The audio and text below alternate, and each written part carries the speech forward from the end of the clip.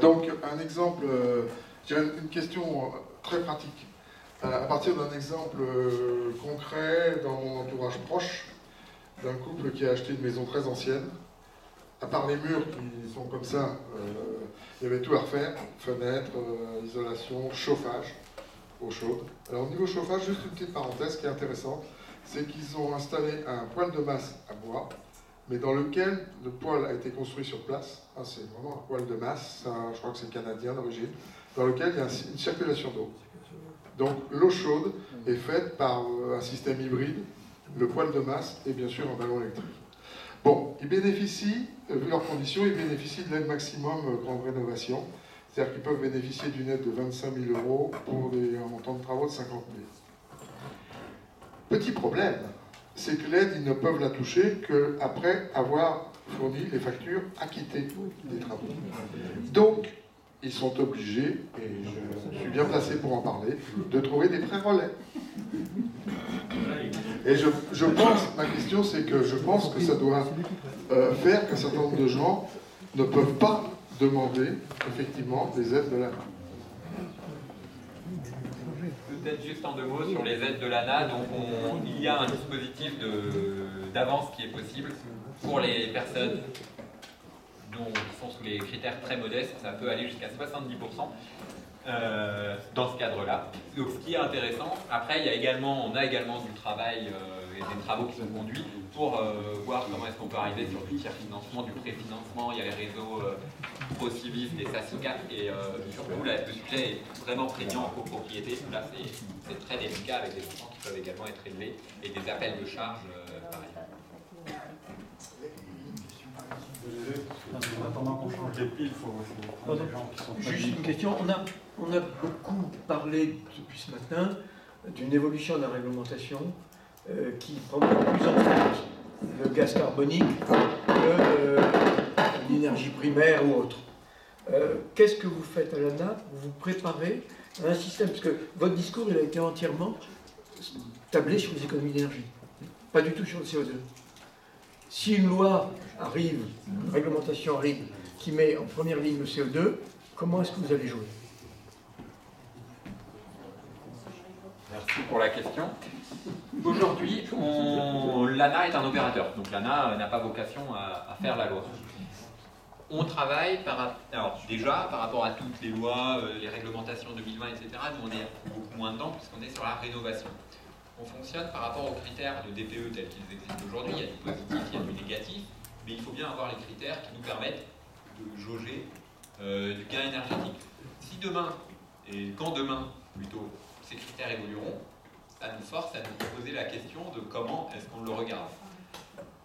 Aujourd'hui, on est sur des DPE tels qu'il est fait, et aujourd'hui on est sur le gain énergétique et qui permet aussi de se retranscrire par rapport à la facture du ménage. Alors, pas forcément toujours la facture du ménage, c'est aussi un ménage n'aura pas forcément le même gain, mais il y a la facture et le confort aussi qu'il peut avoir derrière, parce qu'un ménage qui ne chauffait pas dans un logement en G, s'il chauffe un peu dans un logement F, il ne paiera pas forcément moins cher, mais il aura beaucoup moins frais. Voilà. Alors après, demain, les évolutions pour demain, c'est des questions stratégiques sur lesquelles on n'y est pas encore. On va suivre la réglementation et voir comment ça avance.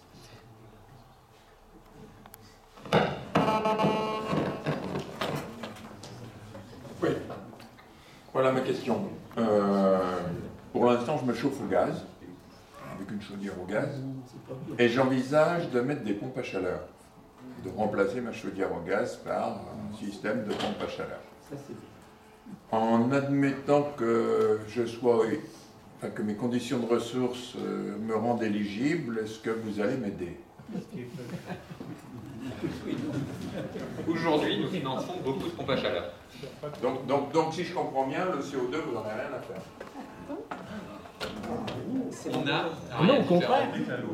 Il y a différents cas. Aujourd'hui, dans les systèmes de changement de chauffage, et c'est aussi les règles qu'il y a dans le cadre des C2E et des autres dispositifs, on finance pour le remplacement de systèmes de chauffage qui sont beaucoup au fioul ou des anciennes gaz non efficaces. Donc voilà, donc on remplace des vieux par des neufs plus efficaces. Après, le changement d'un système de chauffage n'est pas suffisant pour le programme de travaux global et il faut aller plus loin. Aujourd'hui, il y a des financements pour les pompes à chaleur, effectivement, mais comme il y en a pour différents types de systèmes de chauffage, en fonction, et quand on est dans les cadres des programmes de travaux globaux, c'est ça qui est intéressant, en fonction d'un diagnostic d'un opérateur sur le terrain, qui pourra voir par rapport à la situation de chacun, qu'est-ce qu'il lui est possible de faire par rapport à son énergie initiale. Vous parliez, quelqu'un parlait tout à l'heure du fait qu'il puisse y avoir des maisons sans réseau d'eau, alors comment est-ce qu'on fait? Est-ce qu'on fait une pompe à chaleur RR? Voilà, des questions concrètes qui se posent. Moi, là, comme ça, je ne peux pas avoir toutes les réponses concrètes là-dessus. Mais c'est l'enjeu de cet accompagnement qui peut y être. Claude? Bonjour. Comment, très pratiquement, identifiez-vous les ménages qui ont le plus besoin, finalement, puisque vous êtes assis à orienter vers eux, le plus besoin de faire rénover leur logement? Alors, comme je dis très pratiquement, c'est comment vous les identifiez, comment vous prenez contact avec eux, comment vous installez la confiance, parce que, petite allusion au passage, nous sommes tous assaillis d'appels téléphoniques de gens qui se prévalent à votre insu, évidemment, de l'ANA, d'autres opérateurs. Là-dedans, il y a un tas de margoulins, il y a des tas de contre-exemples, et finalement, il n'y a peut-être pas la confiance qu'il faudrait pour vous écouter, vous recevoir, etc. etc. Donc, comment pratiquement vous résolvez ce problème? Très bonne question. Alors on a nos deux dispositifs. On en a un où on a un accompagnement qui est systématique. L'accompagnement systématique permet, enfin sur ce programme-là, on n'a quasiment rien. Alors on n'a pas de difficulté majeure remontée. Cet accompagnement systématique permet de remettre en confiance le ménage, mais il permet également de l'aider à avoir toutes les aides auxquelles il a droit, parce que l'opérateur qui travaille sur le territoire, il connaît l'aide du conseil départemental, l'aide de la région, l'aide de l'État, et il peut accompagner le ménage en tout ça. Donc cet accompagnement est primordial pour ça, et dans le cadre de notre aide globale, on l'a. On a un deuxième, et comment est-ce qu'on identifie les ménages dans le cadre de ces aides globales, par exemple? J'ai énormément de cas qu'il y a de ménages.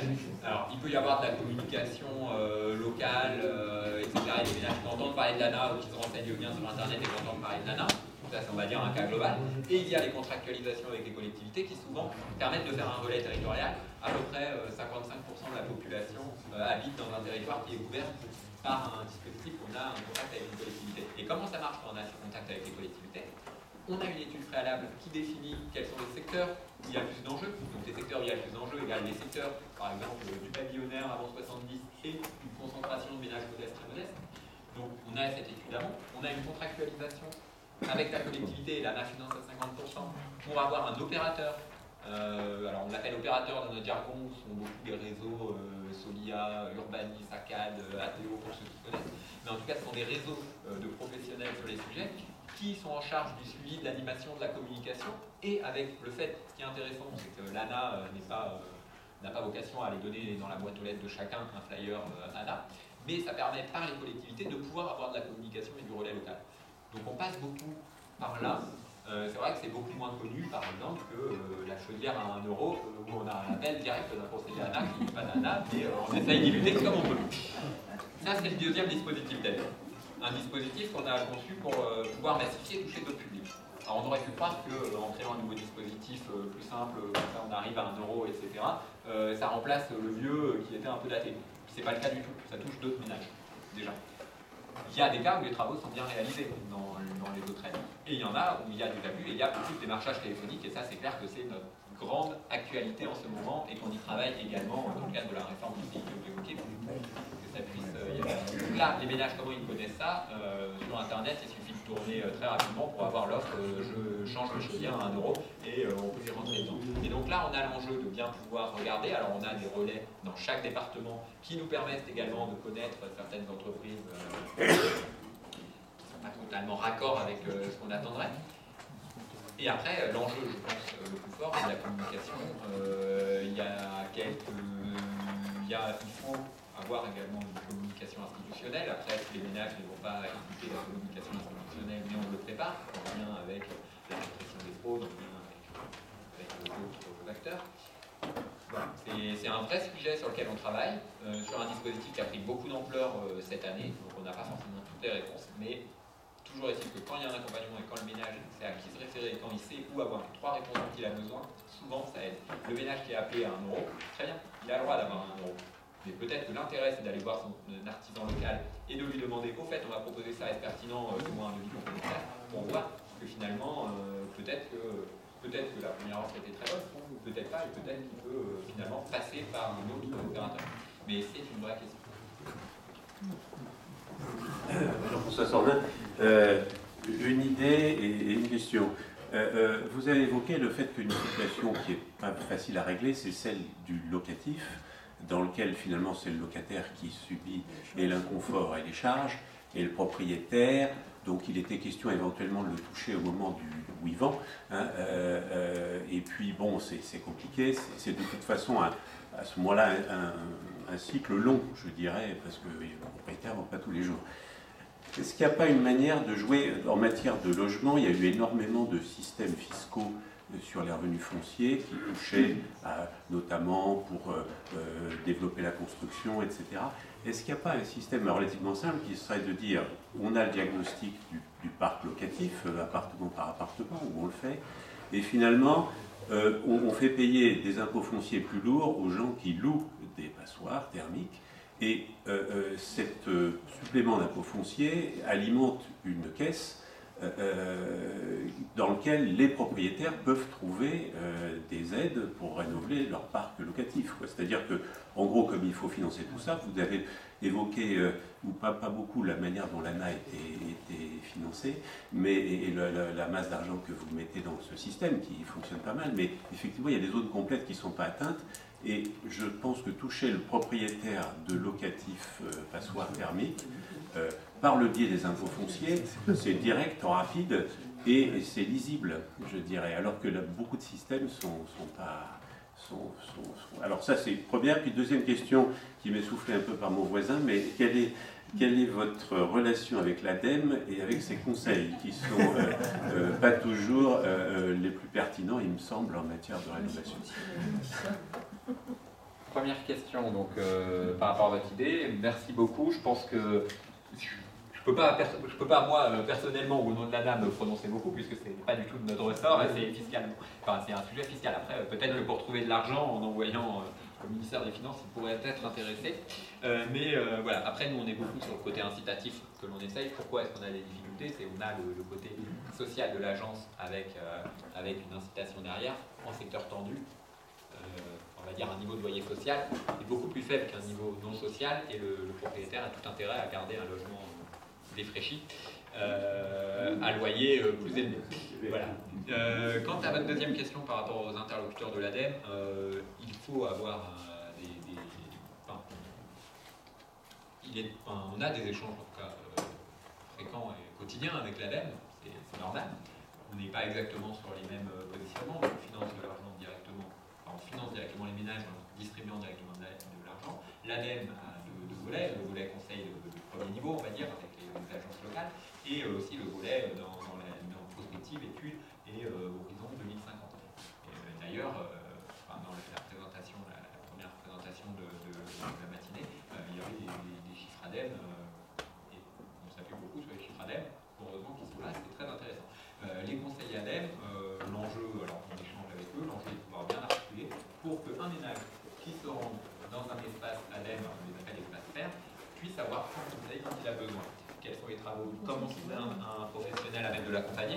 Et là, par exemple, si le ménage arrive et qu'il a des ressources modestes et qu'il veut faire des travaux un peu globaux, pas seulement changer sa chaudière, il va être orienté vers les aides de l'ANA, que j'évoquais tout à l'heure. C'est une des sources pour toucher les ménages. Après, les conseils sont forcément adaptés à chaque fois aux habitants, et je ne répondrai pas de manière globale. En tout cas, nous, on travaille bien avec l'ADEME, on est content de travailler au quotidien avec l'ADEME.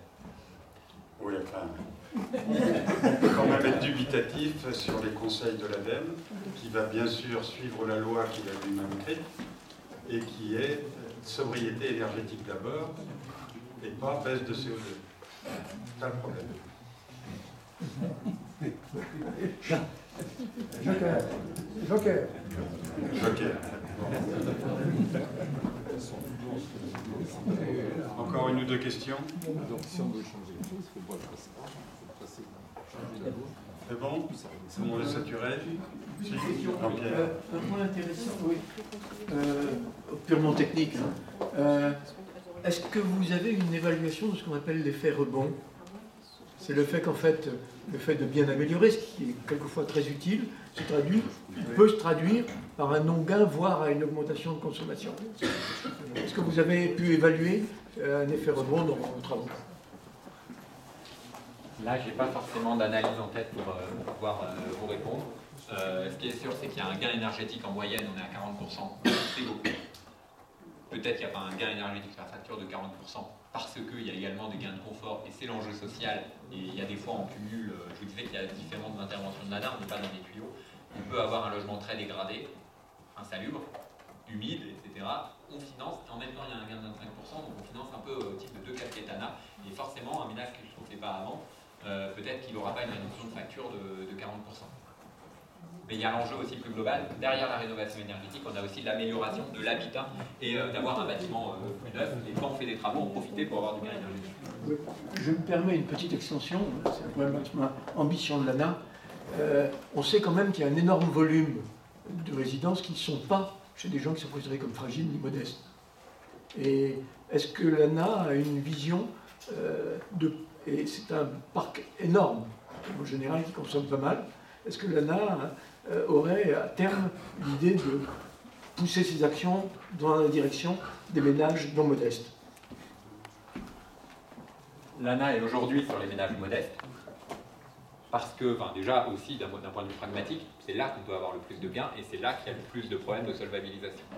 Demain, dans le cadre de la réforme du CITE, demain en 2020, l'ANA va transformer le CITE en prime pour les ménages modestes, et après-demain en 2021, va transformer le CITE plus globalement pour les ménages également intermédiaires. Il y a encore quelques débats sur le périmètre intermédiaire.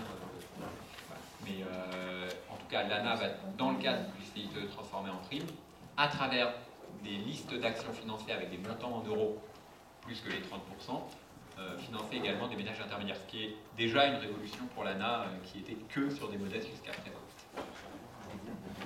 Une dernière question pour François. C'est pas pour François, mais c'est pour Monique. Vous avez évoqué la difficulté pour motiver les propriétaires. Bon, c'est l'inverse là. Comment est-ce qu'on fait pour motiver? Est-ce que l'ANA a une solution pour motiver le locataire quand le propriétaire pourtant coûte rien? Je suis pas sûr d'avoir tout à fait saisi votre question. Si on veut rénover, en tant que propriétaire, rénover un appartement dans lequel le locataire dedans... Et que le locataire ne veut pas, et moi elle est là depuis 27 ans, l'appartement se dégrade énormément. Quel moyen et est-ce que l'ANA... Là, je vous avoue que ça sort un peu de mes champs de compétences. Bon, c'est ce qui me semblait. Après, pour le locataire, il peut y avoir quand même un intérêt à avoir un logement un peu mieux. Après, là-dessus, ça sort de mon champ purement de compétences. Bon, désolé pour les questions éventuelles, mais il est déjà 12h15, 17, et donc il est l'heure de passer au déjeuner. Donc, déjeuner,